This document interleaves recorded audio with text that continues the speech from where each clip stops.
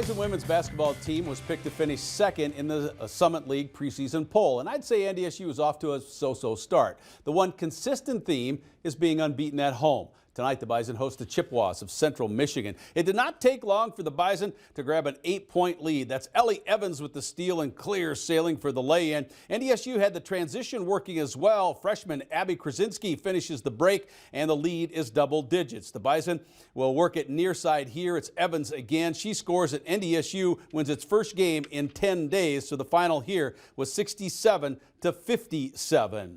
The UND men led by 10 points at halftime in Lincoln, Nebraska tonight, but the Cornhuskers scored 51 in the second half to beat the Fighting Hawks by 8. Team leaders are rarely selected. They emerge into that role. And it's usually a combination of both the competition and, in this case, off the basketball floor as well. Mandan's Jaden Wiest is a leader, and she's one of the reasons JT Faribault puts her in this week's Sports Spotlight. It's safe to say that Mandan senior guard Jaden Wiest comes from a basketball family. With both my parents playing basketball, my dad coaching basketball, and both my older brothers playing basketball, I've just always kind of been around it ever since a little kid. Wiest has been starting for the Braves since she was a freshman. It was the same season that head coach Sean Anderson took charge of the program. Jaden's one of the hardest workers I've been around in the gym. I mean, she's one of those girls who, she's going to go home and watch hours upon hours of film. She sees the court well. She just does the little things really well, and then she works her tail off. She's one of the hardest workers I've ever been around. Jaden missed the entirety of her sophomore year with the torn ACL.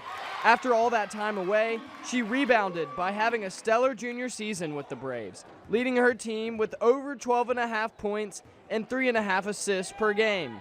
In that first game back, I think she had like 26 points or something like that, and only like 6-7 assists. And they asked me, they're like, were you surprised? And I said, I knew she was capable of it, but it surprised me. But she's just such a competitor, and she wants to win. So, just seeing the way she worked every single day at practice still that year, proves a lot of the character and the type of kid she is. From sitting out for a whole year, you got to see a lot of different perspectives and viewpoints just from watching practices and watching the games.